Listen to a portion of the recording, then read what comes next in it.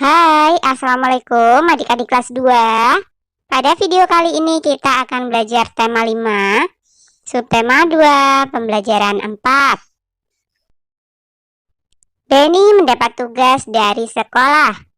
Benny harus membawa daun kelapa. Benny belum mengetahui kegunaannya.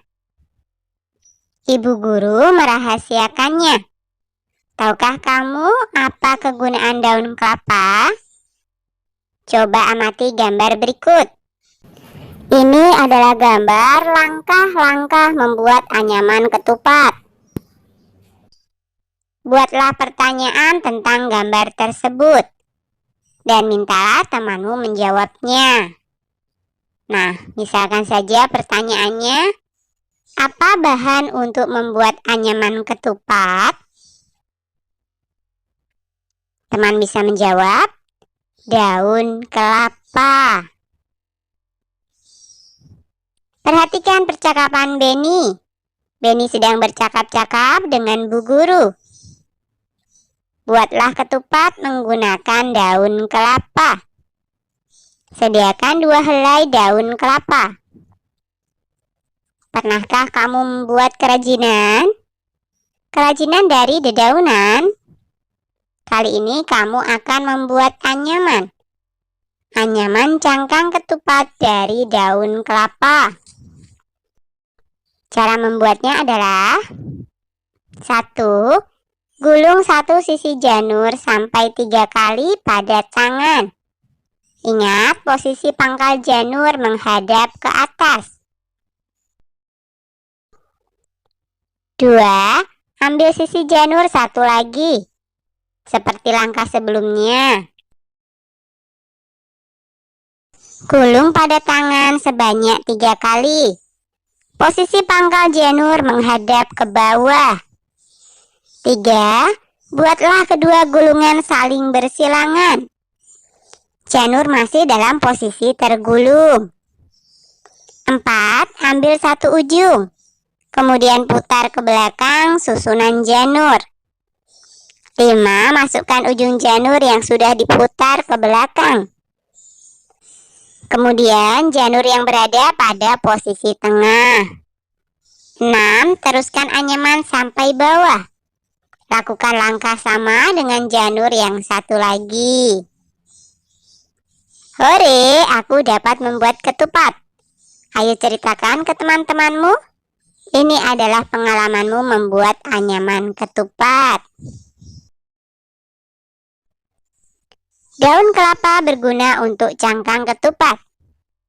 Banyak jenis daun lainnya yang berguna bagimu, seperti daun mangga, daun singkong, dan daun pepaya.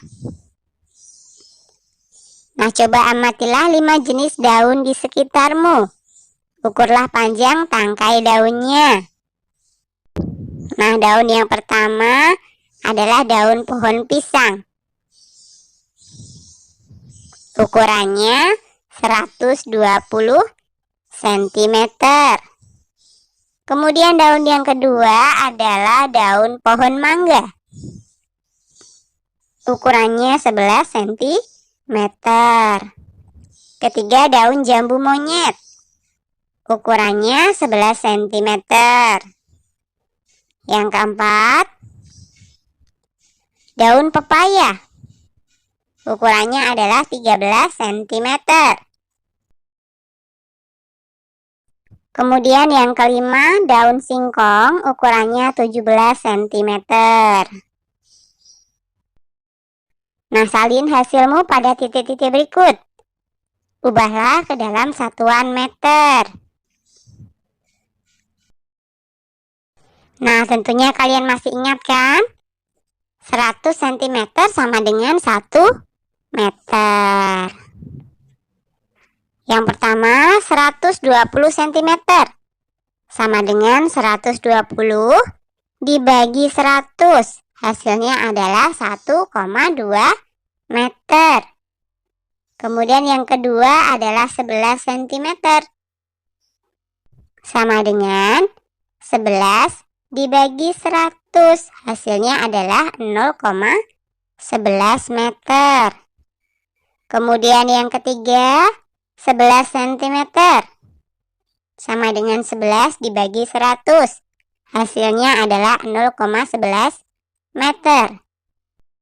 Kemudian yang keempat, 13 cm. Sama dengan 13 dibagi 100. Hasilnya adalah 0,13 meter. Dan yang terakhir, 17 cm. Sama dengan 17 dibagi 100. Hasilnya adalah 0,17 meter. Benny telah membuat ketupat. Kemudian Benny mendengarkan guru membaca puisi. Puisinya tentang ketupat. Nah, coba temukan kosakata baru dalam puisi. Diskusikan makna kata berikut. Yang pertama adalah ketupat. Maknanya adalah makanan yang dibuat dari beras yang dimasukkan ke dalam anyaman pucuk daun kelapa, berbentuk kantong segi 4 atau persegi panjang. Kemudian direbus dan dimakan sebagai pengganti nasi. Kemudian yang kedua adalah opor. Maknanya gulai ayam atau itik berkuah santan kental. Biasanya berwarna kekuning-kuningan yang dimasak dengan rempah-rempah. Kemudian yang ketiga adalah santap. Maknanya makan dan minum. Nah, yang keempat, nikmat. Maknanya masakan yang enak dan lezat, membuat orang yang memakannya merasa puas dan senang. Kemudian yang kelima, gurih. Maknanya makanan yang enak rasanya, seperti ikan goreng. Nah, kamu perlu menguji hasil diskusimu. Caranya kerjakan latihan berikut. Petunjuk, temukan kata yang sesuai dengan maknanya. Yang pertama adalah memakan, meminum. Apa ya tadi? Iya, santap. Kemudian yang kedua, dibuat dari beras yang dimasukkan ke dalam anyaman daun kelapa. Betul, ketupat. Yang ketiga, enak rasanya seperti ikan goreng. Iya, gurih. 4. Gulai ayam atau itik dan sebagainya berkuah santan kental. Betul, opor. Dan yang terakhir, enak, lezat adalah nikmat. Mari membaca puisi berikut, gunakan lafal, intonasi, dan ekspresi yang tepat.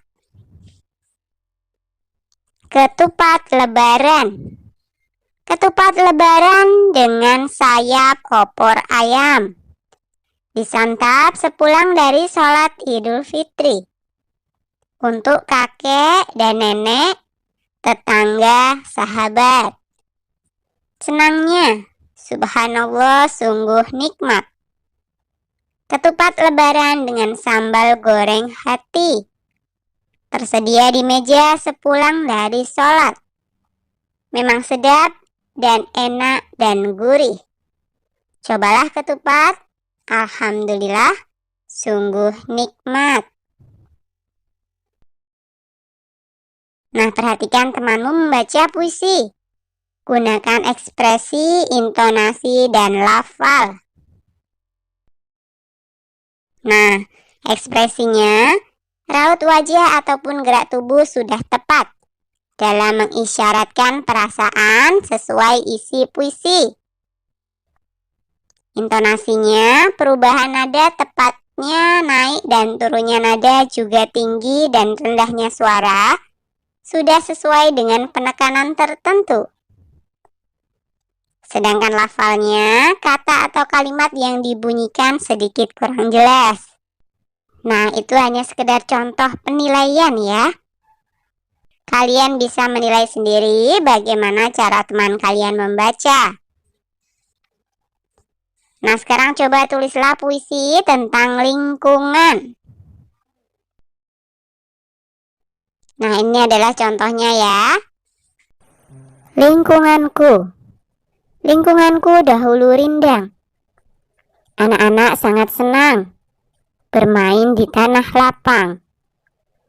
Lingkunganku kini gersang. Pohon-pohon ditebang. Tidak ada lagi burung terbang. Tidak ada lagi tanah lapang. Tempat anak-anak bermain riang. Oke, sampai di sini dulu video kali ini ya. Sampai jumpa di video berikutnya.